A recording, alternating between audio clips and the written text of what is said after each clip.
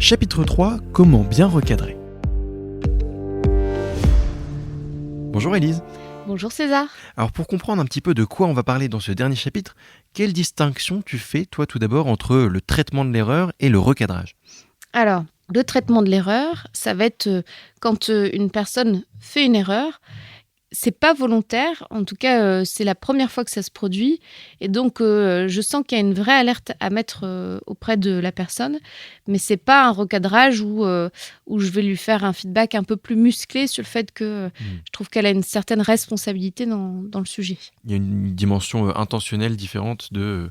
l'erreur globalement c'est le simple petit oubli ou la petite distraction, là où le recadrage on est plus sur une faute. La personne avait la possibilité de faire autrement et elle n'a pas voulu, c'est ça ? Oui, alors souvent on demande est-ce que le collaborateur savait qu'il devait faire d'une certaine manière ? Est-ce qu'il pouvait le faire d'une autre manière ? Et est-ce qu'il en avait envie ? Et effectivement, si on détecte qu'à un moment, la personne savait ce qu'elle devait faire, elle pouvait aussi faire différemment, mais elle n'avait pas envie de le faire, là on va être dans un recadrage. Alors, comment on recadre bien ? Comment on recadre bien ? Disons que la première chose, je pense que c'est d'avoir en tête vraiment quelle est mon intention quand je vais recadrer. Se poser la question, est-ce que je veux juste lui dire, faut pas que ça se reproduise, mais j'ai envie de maintenir quelque chose de très bienveillant parce que je veux garder la personne sur quelque chose de constructif ? Est-ce que je suis un peu à mi-chemin ou est-ce que, pour le coup, je dois vraiment m'imposer sur le fait que ça doit changer et rappeler un peu mon autorité ? C'est la question que j'allais te poser, c'est comment faire pour être ni trop dur ni trop mou. Moi je sais que je parlais récemment avec quelqu'un qui me disait que quand il faisait un feedback sur des choses qui n'allaient pas à ses collaborateurs, il exprimait les choses qui allaient bien pour commencer, pour entamer la discussion et amorcer sur quelque chose de positif. Et ensuite, il amenait ce qui n'allait pas, mais globalement les gens retenaient pour le coup que le côté positif, que tout va très bien et il n'y a pas de problème. Oui, alors si on reprend le feedback de valorisation dont on parlait tout à l'heure, si tu en fais régulièrement, c'est peut-être pas la peine d'en faire un au moment où tu fais un recadrage. Après, quand je te parlais de l'intention, pour moi, c'est vraiment ça qui va compter. Et c'est donc de travailler aussi sur les différents registres de communication. Donc, on parle des 3 V d'Albert Mehrabian, qui sont le visuel, le vocal et le verbal. D'accord. On a tendance à penser au pouvoir des mots, donc ça, c'est le verbal. Et en même temps, le visuel et le vocal ont tout leur intérêt dans la situation parce que le ton que tu vas employer, la façon dont tu vas fixer le regard de la personne que tu as en face de toi, vont pouvoir induire des choses bien différentes. Ce que tu veux dire, c'est que même avec le même verbal, avec la même phrase, on peut exprimer la même idée de manière assez différente et qui ne va pas être reçue de la même façon. Est-ce que tu pourrais nous mettre en situation ? Oui, par exemple, tu pourrais dire... je compte vraiment sur toi, tu sais, pour que les choses, elles changent à partir de la semaine prochaine. Donc là, on a une approche plutôt bienveillante. Voilà, et tu pourrais dire, en fixant droit dans les yeux, là, vraiment, je compte sur toi pour que les choses changent à partir de la semaine prochaine. Donc on sent une approche un peu plus ferme, mais il y a un blocage un peu plus net. Okay. Ouais. Et puis dans ta posture, ça va être différent. Est-ce que tu es dans une posture un peu plus relâchée ou est-ce que tu regardes vraiment droit dans les yeux la personne ? Et parfois même ça s'accompagne de gestes avec la main, bien sûr, juste des gestes d'explication, mais qui vont montrer que je reste très ferme dans ma posture.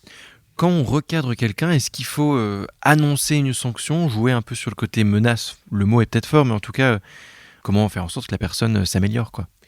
En fait, la menace, il faut l'utiliser, je dirais, c'est ton dernier joker quand tu sens que la personne, elle veut plus être acteur de la relation, en tout cas pas dans le sens positif.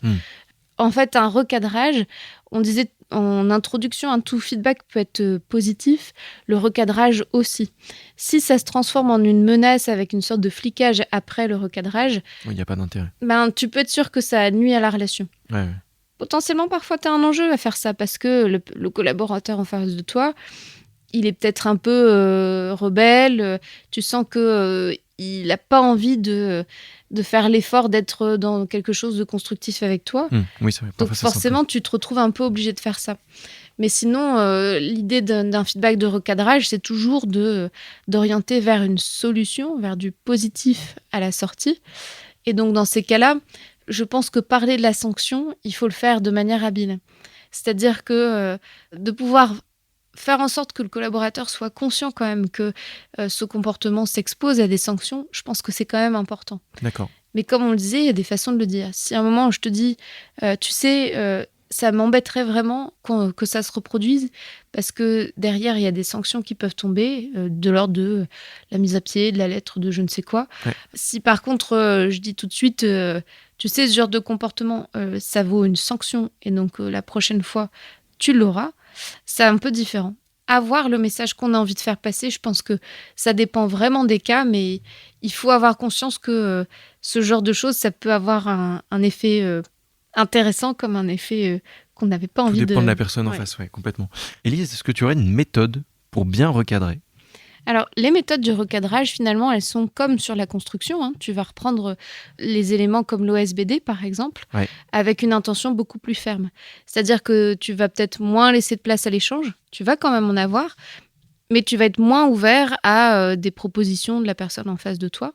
Et après, si tu n'es pas à l'aise de parler de sentiments besoins dans cette démarche-là, tu peux remplacer cette phase par souligner les incidences, soit pour l'entreprise, soit pour le client, soit pour le service. Et là, tu vas être plus sur des conséquences factuelles.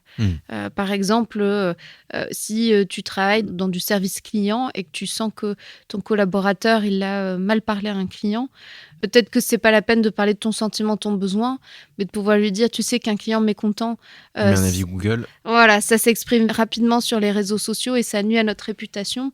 Or, on sait que nos prospects qui voudraient nous rejoindre sur la relation client, ils lisent ces commentaires-là pour choisir leur prestataire. Et donc, on ne peut pas laisser passer ce genre de comportement. Effectivement, tu seras peut-être plus efficace de dire ça m'inquiète, etc. Pour le coup, parler d'incidence factuelle, ça peut être une bonne option. Super, c'est très clair. Justement, si on parle un petit peu de l'attitude de la personne en face, j'imagine qu'il s'agisse du recadrage comme de la construction. Voilà, on a vu qu'il faut tenir compte aussi de globalement ce que la personne nous renvoie pour adapter son discours. Alors j'ai 2 cas sur lesquels je voudrais te poser des questions. Premier cas, comment faire quand la personne qui reçoit le feedback n'exprime rien, ne renvoie rien, t'es face à un mur, tu donnes ton feedback sur ça va pas, comment tu fais pour mettre la personne en action quand elle-même ne veut pas? En fait, il faut se poser la question, est-ce que c'est dans son habitude de ne pas réagir ?